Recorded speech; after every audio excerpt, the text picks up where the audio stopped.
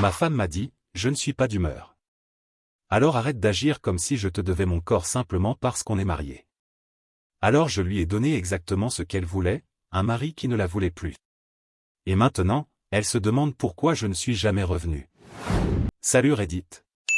Je lis des histoires ici depuis des années, mais je n'aurais jamais cru en poster une moi-même.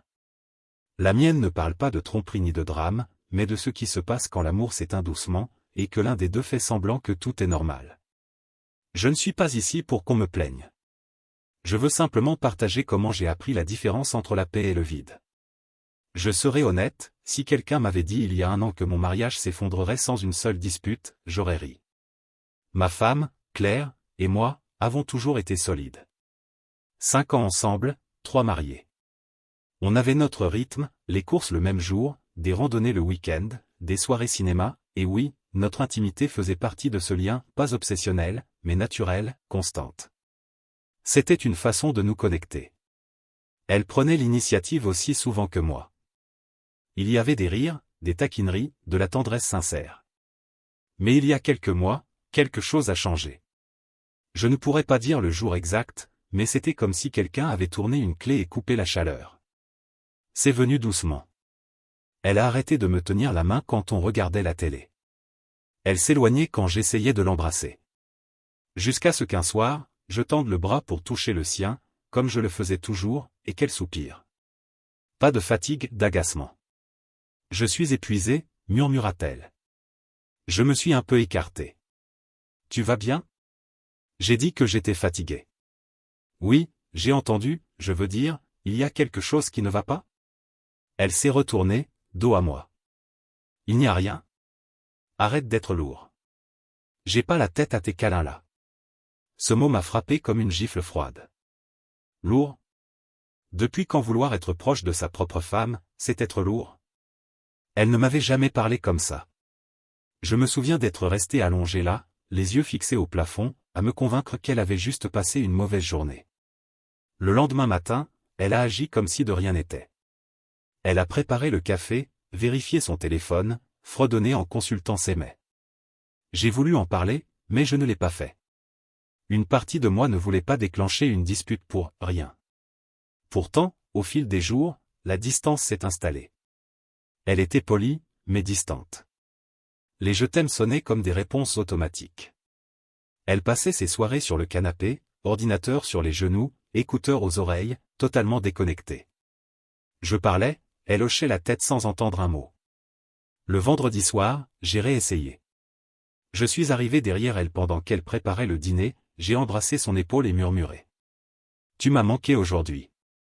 Elle s'est figée, comme si j'avais fait quelque chose de mal. Je suis littéralement en train de cuisiner, là. Tu peux pas attendre? J'ai reculé d'un pas. C'est juste un câlin, Claire. Elle ne m'a même pas regardé. Tu n'as pas besoin d'être sur moi tout le temps. Tout le temps. Je suis resté là, réalisant que je ne me souvenais même plus de la dernière fois où je l'avais vraiment touchée. Je me suis éloigné, j'ai mis la table en silence. Après le dîner, elle est allée se coucher plus tôt, prétextant un mal de tête. Je suis resté sur le canapé, essayant de reconstituer le puzzle dans ma tête. Stress au travail? Hormones? Quelque chose que j'ai dit? Mais aucune hypothèse n'expliquait ce ton-là, sec, impatient, comme si ma simple présence l'agaçait. Le samedi soir, je n'ai plus pu garder ça pour moi. J'ai appelé mon meilleur ami, Cole. Il est marié depuis presque 10 ans, 2 enfants. Je me suis dit qu'il aurait une vision plus réaliste. Il a décroché au deuxième appel. Qu'est-ce qu'il se passe? Je lui ai tout raconté. Le changement d'attitude, la distance étrange, cette manière d'éviter toute affection. MMH, fit-il après une pause. J'aime pas dire ça, mec, mais, tu crois pas qu'il pourrait y avoir quelqu'un d'autre? J'ai frotté mon front. J'y ai pensé. Mais non. Aucun signe. Pas de comportement bizarre avec son téléphone, rien de caché, pas de sortie nocturne. Elle est juste différente. Parfois, c'est comme ça que ça commence, dit-il. D'abord, elle se détache émotionnellement, et ensuite elle trouve des excuses pour tout. Claire n'est pas comme ça, ai-je répondu aussitôt, même si je n'en étais plus sûr. Je ne dis pas qu'elle te trompe, expliqua-t-il. Mais peut-être qu'elle a quelque chose en tête qu'elle ne veut pas partager. Sois attentif. On a parlé encore une vingtaine de minutes. Cole n'a rien dit que je n'avais pas déjà envisagé, mais l'entendre à voix haute rendait tout plus lourd. Quand j'ai raccroché, je suis resté là, face à l'écran noir de la télé, à me demander comment j'en étais arrivé à considérer de telles possibilités. Je n'aurais jamais imaginé Claire capable de tromper. Elle a toujours été trop fière, trop soucieuse de son image pour ça. Mais encore une fois, les gens changent quand ils commencent à réécrire leurs propres règles. J'ai regardé le couloir, la porte de la chambre. Les lumières étaient éteintes. Une partie de moi voulait la réveiller et lui demander. Qu'est-ce qui se passe entre nous? Mais je connaissais déjà la réponse, défensive, acide, probablement une autre pique sur le fait que je sois collant. Alors je suis resté assis là, dans la pénombre du salon, réalisant que, pour la première fois depuis que nous nous connaissions, je n'avais aucune idée de ce qui se passait dans sa tête. Et ça m'a fait plus peur que je ne voulais l'admettre. Je ne voulais pas devenir ce genre de mari paranoïaque, jaloux, un de ces types qui se transforment en détective pour rien. Mais la façon dont elle me regardait ces derniers temps, comme si j'interrompais sa vie, me rendait fou. Alors j'ai décidé d'arrêter de parler et de commencer à observer. En silence. Le lundi, j'ai commencé à faire plus attention, quand elle partait au travail, quand elle rentrait, ce qu'elle faisait le soir, avec qui elle échangeait des messages. Je ne cherchais pas à la piéger, je voulais juste comprendre ce qui avait changé. Chaque matin, elle partait vers 8 heures, même routine. Les soirées, par contre, étaient différentes. Quand j'arrivais avant elle, je l'accueillais à la porte. Elle souriait, mais ce sourire-là, celui qu'on donne à son patron quand on fait semblant de s'intéresser. On dînait ensemble, on parlait du travail ou des actualités. Mais dès que j'essayais de réduire la distance, un geste, une caresse, un baiser sur la joue, son corps se raidissait, comme si je venais de lui demander une faveur. Après une semaine à observer son comportement, un schéma est apparu, impossible à ignorer. Quand je gardais mes distances, tout allait bien. Elle riait, racontait des anecdotes du bureau, fredonnait en faisant la vaisselle. Elle me taquinait même sur mes manières, bizarres, de ranger le lave-vaisselle. Mais dès que j'essayais d'être plus tendre, plus proche, elle se refermait. Toujours. Et c'est ça qui me perturbait le plus. Ce n'était pas comme si elle m'évitait complètement. Elle m'envoyait des messages dans la journée, partageait des mèmes, parlait de courses ou de petites choses du quotidien. Mais dès qu'il s'agissait de proximité, tout devenait lourd. Comme si l'intimité émotionnelle était acceptable, mais que la physique était devenue quelque chose de sale ou d'épuisant. Et pourtant, rien de suspect. Pas d'appel tard le soir, pas de noms étranges dans ses notifications, pas de disparition inexpliquée. Si quelque chose, c'est qu'elle paraissait trop normale. C'est là que les mots de Cole me sont revenus en tête. La froideur soudaine ne vient jamais de nulle part. Alors peut-être que ce n'était pas un autre homme. Peut-être que c'était moi. Peut-être que j'avais laissé filer quelque chose. Dit quelque chose, fait quelque chose. J'ai commencé à douter de tout, mon ton, mes messages, ma présence. Un jeudi soir, elle est rentrée plus tôt que d'habitude. Elle semblait de bonne humeur, parlant d'une fête de fiançailles d'une collègue. J'ai décidé de suivre le courant, pas de flirt, pas de contact, juste l'écouter. Et comme si on avait appuyé sur un interrupteur, elle s'est détendue. J'ai noté ça mentalement. Quand je ne la désire pas, elle veut parler. Quand je la veux, elle se ferme.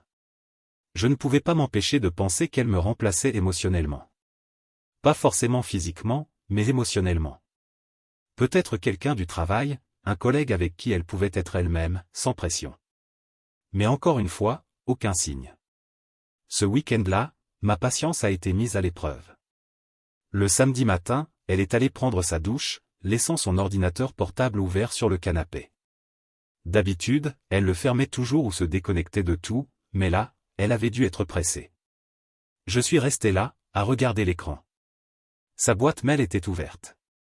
Je me suis assis une minute entière, en lutte avec moi-même. Je n'ai jamais été du genre à fouiller. J'ai toujours détesté cette idée d'envahir sa vie privée. Mais je n'en pouvais plus de rester dans le noir. Si elle cache quelque chose, me suis-je dit, je dois savoir. Alors je l'ai fait. J'ai commencé par les mails, travail, abonnement, messages avec sa sœur pour redécorer la chambre d'amis. rien d'étrange. Puis les réseaux sociaux, les mêmes posts sur les livres, les chiens, le bien-être. J'ai ouvert l'historique des messages, aucune conversation suspecte. Pas de cœur, pas de messages effacés, rien. Et ça, m'a frappé plus fort que si j'avais trouvé quelque chose. S'il y avait eu un autre homme, au moins ça aurait eu un sens. Au moins il y aurait eu une raison à son comportement. Mais là, il n'y avait rien. Juste une boîte de réception propre, des conversations banales, une femme émotionnellement absente sans explication.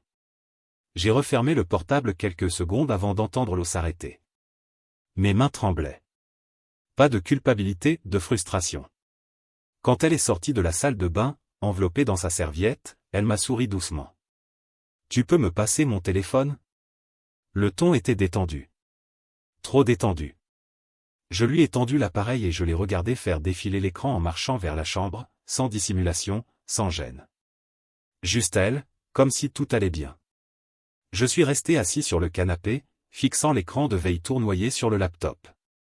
Je me suis senti idiot d'avoir regardé. Plus tard, dans la soirée, alors qu'elle faisait défiler son téléphone dans le lit, j'ai murmuré. « Tu es distante, ces derniers temps. » Elle n'a même pas levé les yeux. « Tu t'imagines des choses. » Non, je crois pas. Tu ne me touches presque plus. Tout ne tourne pas autour de ça, tu sais. Son ton avait encore cette coupure tranchante. Tu rends tout bizarre à force de transformer la moindre chose en drame. J'ai voulu répondre. Mais je ne l'ai pas fait. Ça n'en valait pas la peine. Après qu'elle se soit endormie, je suis resté assis au bord du lit, pensant à quel point c'était insensé d'être marié à quelqu'un et de quand même se sentir comme un étranger dans sa propre maison. Il n'y avait pas un autre homme. Pas de trahison. Aucun secret caché dans son téléphone ou sur son ordinateur. Juste, le vide. Et d'une certaine manière, ça faisait plus mal qu'une infidélité. Au moins, une trahison aurait une explication. Là, c'était comme si elle avait simplement décidé, petit à petit, que je ne comptais plus, et qu'elle avait oublié de me le dire. Alors j'ai fait ce que tout homme rationnel ferait, j'ai testé. J'ai arrêté complètement d'essayer. Plus de câlins, plus de baisers, plus de mots tendres, juste la routine. Je voulais voir si elle le remarquerait. Elle ne l'a pas remarqué. En fait, elle semblait même plus légère. Elle souriait davantage, riait à des vidéos au hasard, lançait la conversation pendant le dîner. Au moment où j'ai cessé de montrer de l'affection, elle a repris vie. Je n'y comprenais rien. Je n'étais pas un romantique désespéré. J'ai toujours été équilibré, posé. Mais comment ma propre femme pouvait-elle paraître plus heureuse quand je la traitais comme une colocataire? Ça a duré environ 2 semaines. Je gardais mes distances, et elle paraissait soulagée. Un samedi matin, on prenait le petit déjeuner, toast, café, comme toujours. Elle faisait défiler son téléphone, à moitié attentive pendant que je parlais du travail. Et tout à coup, sans trop réfléchir, j'ai demandé. « Tu as déjà pensé à quand on pourrait commencer à essayer d'avoir des enfants ?» Son pouce s'est arrêté net au milieu de l'écran. Elle a levé les yeux lentement, comme si je venais de la vexer. « Quoi? Tu te souviens qu'on en avait parlé, il y a un moment? On s'était dit peut-être après la 3e année, quand on serait plus stable. » Son visage s'est durci. « Et alors? Qu'est-ce qu'il y a? » « Eh bien, je me disais qu'on pourrait bientôt y penser. »« Je crois que je n'en veux plus, » dit-elle d'un ton sec. J'ai cligné des yeux. « Comment ça, tu n'en veux plus? On a toujours parlé d'en avoir au moins 2. » J'ai changé d'avis. « Tu as changé d'avis, quand? » Elle a soupiré, posant son téléphone sur la table, l'air déjà lassé. « On peut ne pas faire ça maintenant? Je me vois juste pas dans ce truc-là. Les enfants, c'est pas pour moi. » « Pas pour toi. » Répétais-je. « Claire, on a planifié tout notre avenir autour de ça. On a acheté une maison avec des chambres en plus. Pourquoi tu? » J'ai changé. Les gens changent. Désolé si ça te dérange. Dérange? Dis-je, gardant la voix calme même si mon cœur battait dans ma gorge. Ce n'est pas comme changer de couleur préférée, Claire. C'est énorme. Arrête d'en faire tout un drame, répliqua-t-elle en prenant son assiette. Je suis juste honnête. Honnête, ça aurait été de me dire ça il y a des années, répondis-je. Elle se leva, la mâchoire crispée. Tu me fais sentir piégé. Tu peux arrêter? Et elle quitta la cuisine, assiette à la main, comme si la conversation était terminée. Je suis resté là, regardant la chaise vide, le café à moitié froid, le silence. Je ne ressentais même plus de colère, juste de la stupeur. Toutes ces nuits où on avait parlé de prénoms, d'école, du genre de parents qu'on serait. Balayé d'un seul mot, jamais. Plus tard, ce soir-là, j'ai essayé de revenir sur le sujet. Elle était sur le canapé, regardant une de ses séries. Je me suis assis à côté d'elle, en silence. Claire, on doit parler de ce qui s'est passé tout à l'heure. Elle n'a pas détourné les yeux de l'écran. J'ai déjà dit que je ne voulais pas d'enfants. Qu'est-ce qu'il y a d'autre à dire? Peut-être pas des enfants, répondis-je calmement, mais, de nous. Tu t'éloignes depuis des mois. On ne se touche presque plus, on ne parle presque plus. Et maintenant, tu réécris notre futur comme si c'était une liste de courses. Il y a quelque chose qui ne va pas. Elle a levé les yeux au ciel. Tu réfléchis trop, encore une fois. Non, je n'imagine rien. J'observe. Tu as complètement changé. Tu agis comme si j'étais une corvée. Pas ton mari. Elle a laissé échapper un rire sec. Ah, donc maintenant je suis la méchante? Parce que je n'agis plus comme tu veux? Ce n'est pas ce que j'ai dit. Si, c'est ça. Tu es juste en colère parce que je ne suis plus obsédé par toi comme avant. Je me suis penché en avant. Je ne demande pas d'obsession. Je demande de l'effort. De l'effort, répéta-t-elle, moqueuse. Owen, on a une maison, des boulots, des factures. C'est déjà de l'effort. Le mariage, c'est pas un film. Ce n'est pas une question de film, ai-je répliqué fermement. C'est qu'on n'essaie même plus. Elle a poussé un soupir théâtral et a monté le volume de la télé. Mon Dieu, tu es épuisant parfois. Et là, j'ai su que c'était fini. Le ton, le mépris. J'ai pris la télécommande et éteint la télé. Très bien, dis-je. Essayons quelque chose de concret, et si on faisait une thérapie de couple? Elle a ri, court et sec, comme si je venais de raconter une mauvaise blague. On n'a pas besoin de thérapie juste parce que je n'ai pas envie de coucher tout le temps. Ma mâchoire s'est contractée. Ce n'est pas pour ça que je l'ai suggéré. Elle a souri en coin. Bien sûr que non. Je l'ai fixé. Tu crois vraiment que tout va bien, n'est-ce pas? Tout va bien, répondit-elle sans hésiter. C'est toi qui inventes des problèmes. Pendant un instant, je suis resté muet. Elle était si sûre d'elle, si convaincue de n'avoir rien fait de mal, que j'ai commencé à douter de ma propre réalité. Très bien, ai-je fini par dire. Si un jour tu veux parler comme deux adultes, je serai là. Elle haussa les épaules, ralluma la télé et lâcha. Je regarde. Je suis sorti du salon et suis allé dans mon bureau. J'ai refermé la porte derrière moi. Je me suis assis, fixant le mur pendant 1 heure. Ce rire, ce petit rire arrogant et désinvolte quand j'ai parlé de thérapie, tournait en boucle dans ma tête.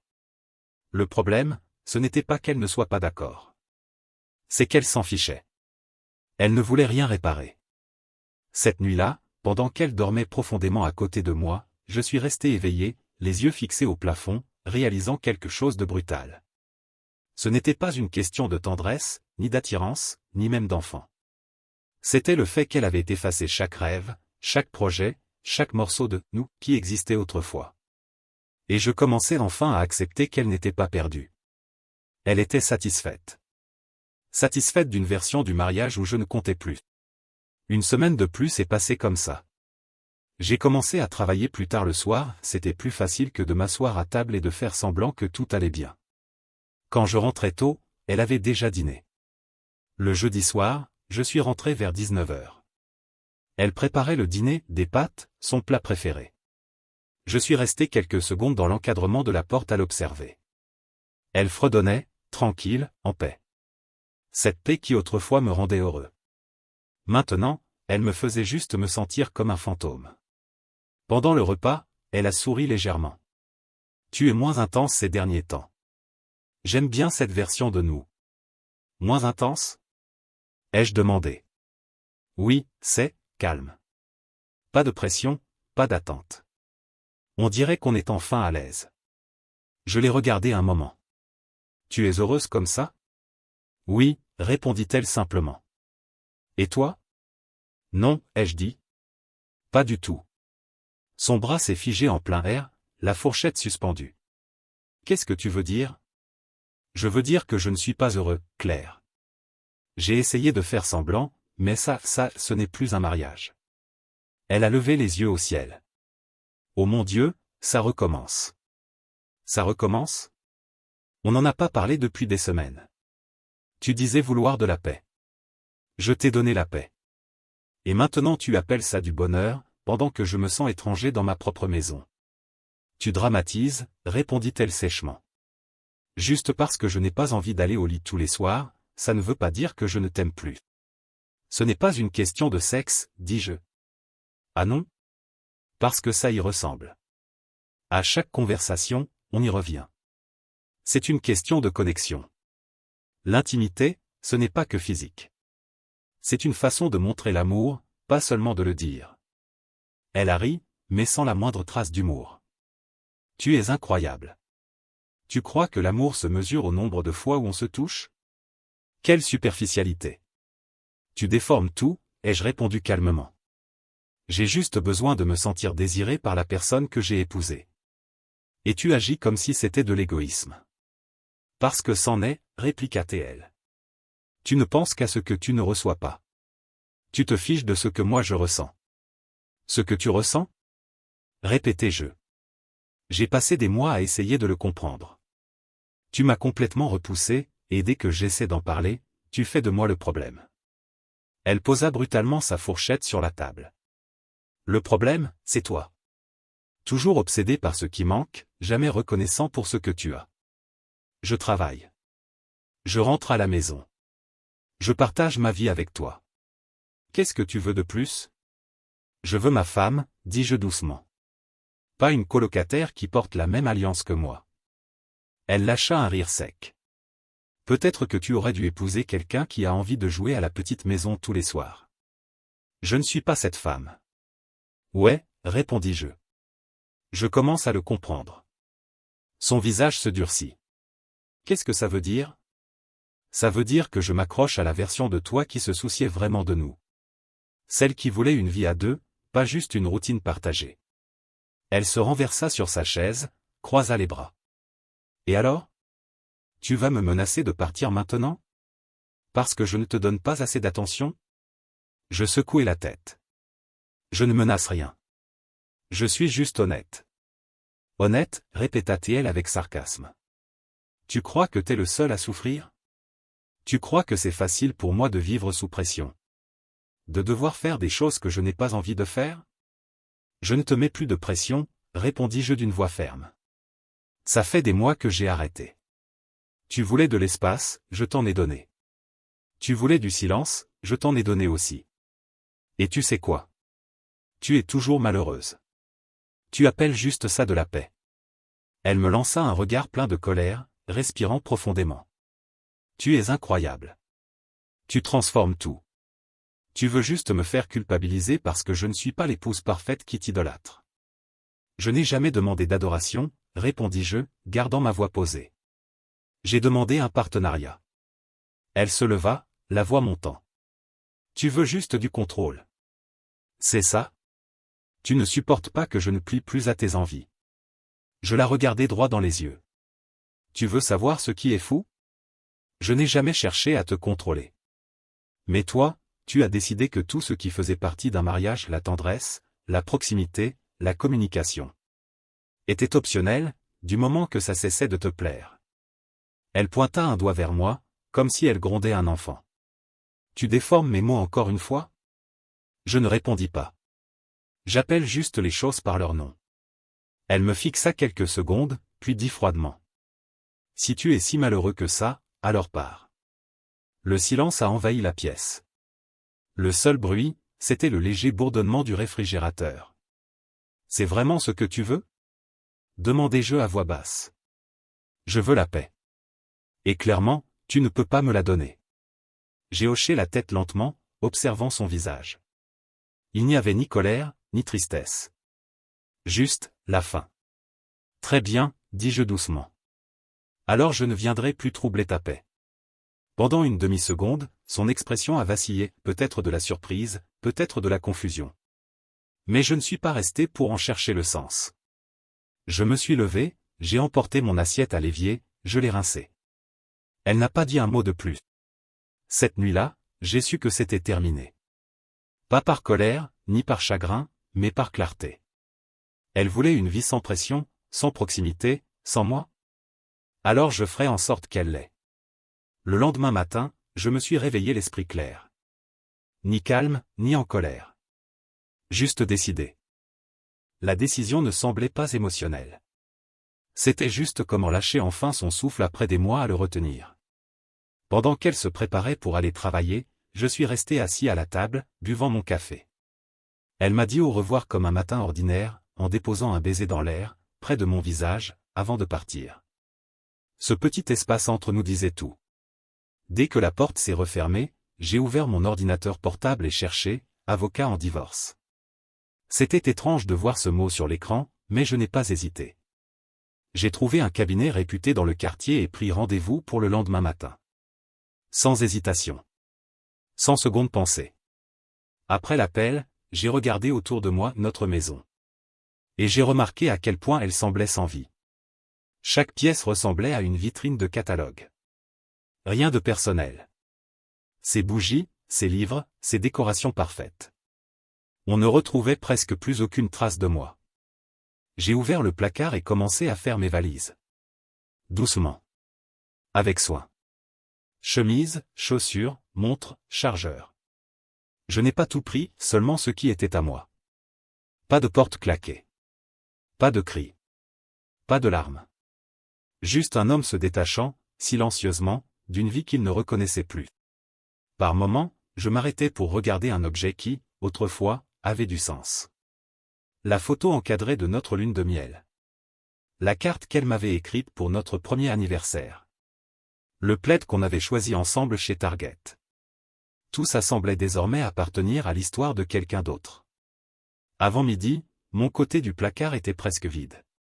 Les cintres gisaient au sol. L'endroit sonnait creux. Je me suis assis au bord du lit, longtemps, à réfléchir à ce que j'allais laisser. Je ne lui devais pas une longue lettre. J'avais déjà tout dit. Elle n'avait simplement jamais voulu écouter. J'ai pris un bloc-notes et écrit. Tu voulais un colocataire? Moi, je voulais une épouse. C'était tout. Simple. Définitif. Vrai. J'ai laissé le mot sur le comptoir de la cuisine, là où elle le verrait en rentrant. Puis j'ai enlevé mon alliance. Je l'ai regardé un instant dans ma main, un simple anneau, sans fioriture. Un jour, il avait symbolisé quelque chose de réel. Maintenant, ce n'était plus qu'un rappel de la facilité avec laquelle les gens cessent de tenir à quelqu'un. Je ne voulais pas la jeter, alors je suis allé dans un petit magasin de prêt sur gage au centre-ville. Le vieil homme derrière le comptoir a examiné la bague et m'a proposé un prix honnête. Je suis ressorti en me sentant plus léger. Ensuite, j'ai conduit jusqu'à la maison de mon frère, de l'autre côté de la ville. Quand il a ouvert la porte, il m'a regardé et n'a rien demandé. Il s'est juste écarté et a dit. La chambre d'amis est libre. Plus tard, on s'est assis sur la terrasse, derrière la maison. Je lui ai tout raconté, la distance, les disputes qui n'ont jamais eu lieu, le silence qui a tout détruit. Il n'a pas dit grand-chose, juste hoché la tête. Et à la fin, il a dit. Mec, t'as tenu plus longtemps que la plupart l'auraient fait. J'ai haussé les épaules. Je pensais qu'elle finirait par changer. Il a eu un demi-sourire triste. Les gens comme elle ne changent pas. Ils s'installent dans le confort. Il avait raison. Cette nuit-là, allongé dans le lit d'amis, j'ai fixé le plafond. Je ressentais un silence différent, pas douloureux. Juste là. Je pensais que la culpabilité ou la tristesse finirait par m'atteindre. Mais non. Seulement la clarté. Vers 21h, mon téléphone a vibré. Son nom s'est affiché à l'écran. Je l'ai laissé sonner. Puis sont venues les notes vocales. 1. Puis 2. Puis 3. À la troisième, la curiosité a pris le dessus. La première disait. « Et, t'es où ? Tes affaires ont disparu. Qu'est-ce qui se passe? Rappelle-moi. La deuxième, plus sèche. C'est ridicule, Owen. Peu importe ce que tu essaies de prouver, tu ne peux pas juste partir sans parler. La troisième était plus forte, pleine de colère. Tu ne peux pas faire ça. On est mariés. Tu te comportes comme un gamin. Puis, le ton a changé. Sa voix tremblait un peu. Si j'ai fait quelque chose de mal, on peut arranger ça. Appelle-moi, s'il te plaît. À la cinquième, la panique était là. Je sais que tu écoutes. S'il te plaît, parle-moi. Ne gâche pas tout pour ça.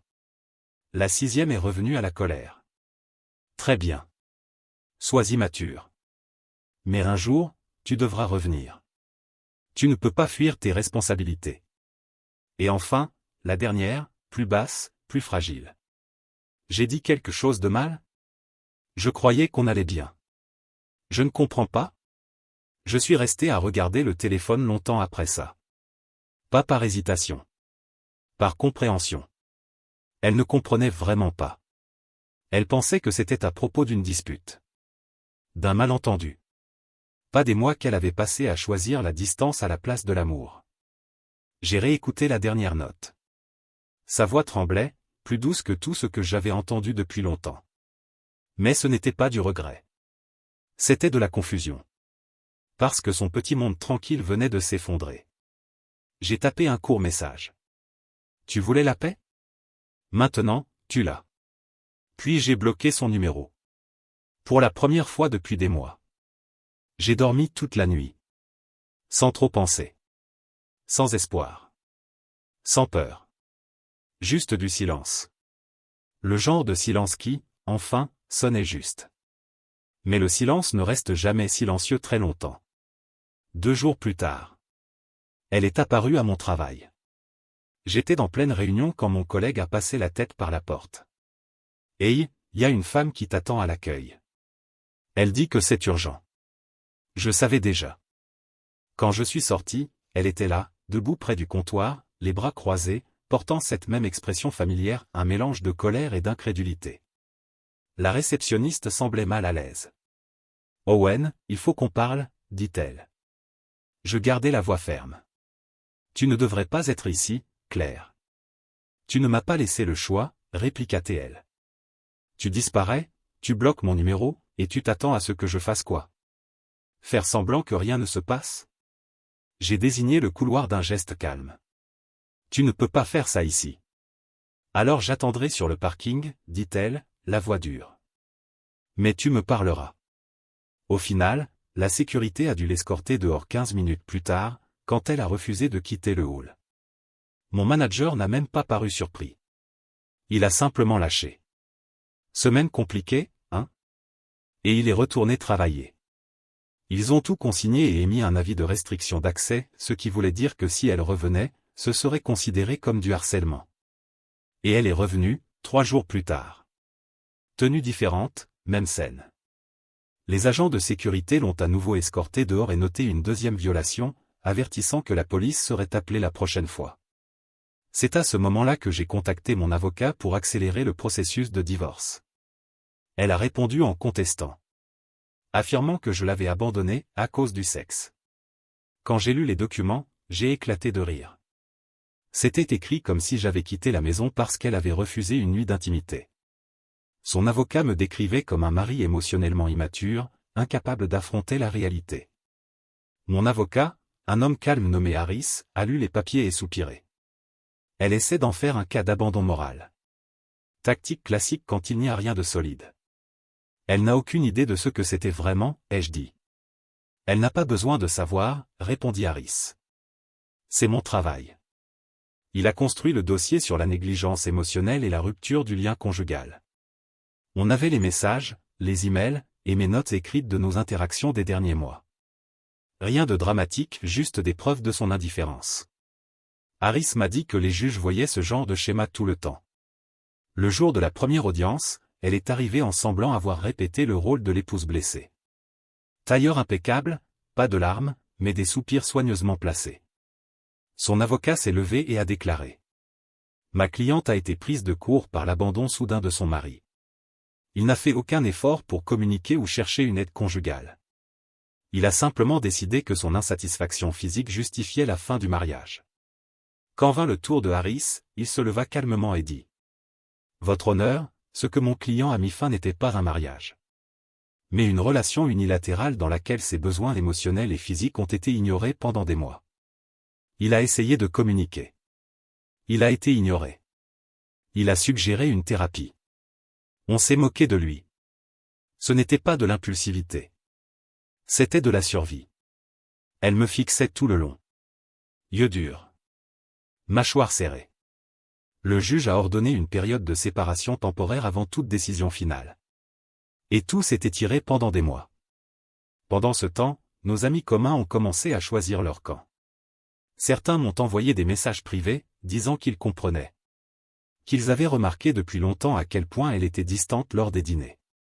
D'autres m'ont écrit de longs textes sur le fait que le mariage demande des efforts. Qu'on ne peut pas simplement abandonner quand les choses deviennent difficiles. L'un d'eux a même dit : « Mec, elle est dévastée. Elle t'aime vraiment. Mais l'amour sans effort, ce n'est pas de l'amour. C'est du confort. » Pendant ce temps, elle commençait à avoir des difficultés financières. Des amis ont raconté qu'elle se plaignait que l'hypothèque était trop lourde pour elle seule. Mais elle disait à tout le monde qu'elle allait bien. Qu'elle avait juste besoin de temps pour guérir. Et que je reviendrais une fois que j'aurais retrouvé la raison. Apparemment, elle a même dit à sa sœur que je faisais une crise de la quarantaine. J'en avais 33. 6 mois plus tard, le divorce a été prononcé. Sans drame supplémentaire. Sans dispute pour les biens. Mais la vie trouve toujours une dernière scène pour clore une histoire. C'est arrivé un mardi après-midi banal. Je me suis arrêté dans un petit café près du travail pour prendre quelque chose avant une réunion. L'endroit était calme, presque vide. Je consultais mon téléphone en attendant ma commande. Quand j'ai entendu une voix familière. J'ai levé les yeux. Claire se tenait près de l'entrée, un livre et un gobelet à la main. Elle paraissait plus petite, plus mince, plus fatiguée. La confiance qu'elle portait comme une armure avait disparu. Elle s'est approchée lentement. « Je ne pensais pas te croiser, dit-elle. »« Ouais. »« Petite ville, » ai-je répondu. On est resté là, dans un silence gêné, quelques secondes, avant qu'elle reprenne. « Tu vas bien ? » ?»« Merci, oui. » Elle hésita, puis dit d'une voix douce. « J'ai réfléchi. Peut-être qu'on pourrait parler. Pas pour se remettre ensemble ou quoi que ce soit. Juste, parler. » J'ai haussé les épaules. Parler n'a pas servi à grand-chose, la dernière fois. Elle a soupiré. Je sais. J'ai compris maintenant. Peut-être que j'ai été trop froide. Trop rigide. J'aurais pu être plus compréhensive. Peut-être qu'on pourrait réessayer, dit-elle doucement. Je peux m'adapter à ce dont tu as besoin. Ce mot « m'adapter » a refermé quelque chose en moi. J'ai secoué la tête. Je ne veux pas que tu t'adaptes, Claire. Je veux une femme qui me veuille vraiment. Elle s'est figée. Ses lèvres se sont entr'ouvertes, comme si elle voulait répondre. Mais rien n'est sorti. J'ai posé mon café sur la table, les regardé dans les yeux et dit à voix basse. Tu voulais la paix ? Tu l'as eue. Je ne fais juste plus partie de cette paix. Puis je suis parti. Quand je suis monté dans la voiture, je suis resté assis un moment. Pas par tristesse, par soulagement. Pour la première fois, je ne me sentais plus hanté par ce qui s'était passé. Pas de culpabilité, pas d'amertume. Juste, liberté. La liberté qui vient quand on arrête d'attendre que quelqu'un comprenne. Ce qu'il ne comprendra jamais. C'est ce que j'avais maintenant. 1 an plus tard, ma vie ne ressemblait plus du tout à celle d'avant. J'avais déménagé dans un petit appartement, plus près du travail. Je m'étais remis à courir. À cuisiner. Mes matins ne pesaient plus. Il n'y avait plus cette tension tapie derrière chaque porte. Et puis, Emma est arrivée. Je l'ai rencontrée par un ami commun, lors d'un petit barbecue. Elle avait cette façon de rendre les conversations faciles. Pas de jeu, pas de défense, pas de faux-semblants. Une énergie calme, chaleureuse, sincère. Rien de forcé, rien de calculé. On a commencé à parler, et sans m'en rendre compte. Elle faisait déjà partie de mon quotidien. Avec Emma, tout ce qui semblait autrefois un effort arrivait naturellement. Elle me tenait la main sans réfléchir. Se penchait vers moi sur le canapé au lieu de s'éloigner. M'embrassait au milieu d'une phrase, sans raison. Ce n'était pas une question de contact constant. C'était une question d'être désiré. Je n'avais pas réalisé à quel point j'étais affamé émotionnellement. Jusqu'à ce qu'elle me montre ce que normal voulait vraiment dire. Une nuit, quelques mois après le début de notre relation. On était allongés sur le canapé, regardant un film idiot auquel aucun de nous ne prêtait attention. Elle s'est rapprochée, a posé la tête sur ma poitrine et a murmuré. « Tu t'évades dans tes pensées chaque fois que tu parles de ton ex. » J'ai ri. Vieille habitude. Je crois que j'ai passé tout un mariage à essayer de la comprendre. Emma m'a regardé. « Et tu as trouvé tes réponses ? » Oui. Elles sont juste arrivées trop tard. Elle n'a rien ajouté. Elle a simplement hoché la tête et m'a embrassé la main. Ce geste simple, ce silence plein de compréhension, avait plus de poids que toutes les excuses que j'aurais pu entendre de mon ex. Pour la première fois depuis des années. Je me sentais enfin dans quelque chose de réciproque. Mais la vie a un drôle de sens de l'humour.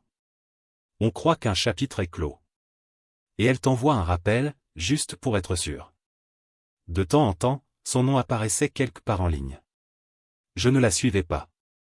Mais des amis comme un oui. Et ses publications finissaient par apparaître dans mon fil. Des phrases sur « les hommes obsédés par le sexe ». Sur « les relations modernes superficielles ».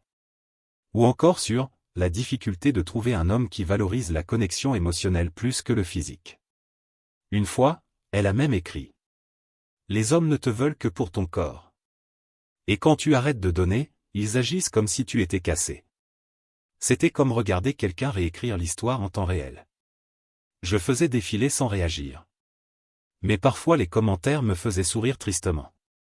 Ses amis écrivaient. « Dis tout, ma belle. Tu mérites un homme émotionnellement mûr. » Et elle répondait avec des cœurs. Comme si elle était devenue la porte-parole des épouses incomprises. Pendant ce temps, des amis me donnaient parfois des nouvelles. « Elle est toujours célibataire, disait l'un. Toujours à se plaindre sur Internet. Toujours sans comprendre. Apparemment, elle avait essayé de sortir à nouveau. Mais chaque relation finissait pareil. Trop de pression, trop d'attente. Elle disait sans cesse que les hommes étaient épuisants. Qu'ils demandaient toujours quelque chose d'elle. Mais jamais ne se demandait ce elle donnait en retour. Plus tard, j'ai appris qu'elle avait commencé une thérapie. J'ai cru, un instant, que peut-être elle faisait enfin un vrai pas en avant. Qu'elle était prête à affronter sa part de responsabilité. Mais cette illusion n'a pas duré. Un ami qui lui parlait encore m'a raconté qu'elle avait renvoyé son premier thérapeute après 3 séances. Il lui a dit qu'elle avait peur de la vulnérabilité, expliqua-t-il. Elle a dit qu'il projetait ses propres problèmes. Elle en a trouvé un autre, un qui validait sa vérité. Quelqu'un qui lui disait exactement ce qu'elle voulait entendre. Qu'elle avait toujours eu raison. Et que les hommes ne supportaient pas les femmes aux limites trop fermes. C'était triste. Mais pas surprenant. Elle préférait reconstruire sa propre version de l'histoire. Plutôt qu'admettre qu'elle avait peut-être détruit le mariage morceau par morceau.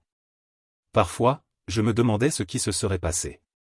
Si elle avait accepté de m'écouter à l'époque. Si elle avait simplement dit. Tu as raison. Il y a un problème. Réparons-le. Mais cette version d'elle n'existait plus. Et je n'étais pas prêt à attendre qu'elle la retrouve. Je ne la détestais pas. La haine, ça aurait voulu dire qu'elle avait encore du pouvoir sur moi. Je ressentais juste de la pitié. Pour quelqu'un qui n'avait jamais appris. Que l'amour ne devrait pas ressembler à un soulagement d'être loin de l'autre. Mais à un réconfort d'être ensemble. Je me suis tourné vers Emma. Et passé un bras autour d'elle. Et fermé les yeux. Pour la première fois depuis des années. Je ne rejouais plus nos conversations dans ma tête. Je n'essayais plus de comprendre quelqu'un qui n'avait jamais voulu l'être. J'avais enfin cessé de poursuivre cette fausse paix, celle du silence. Parce que la vraie paix, c'est d'être aimé. Pas simplement toléré. Et clair ? Elle voulait la paix au lieu de la passion.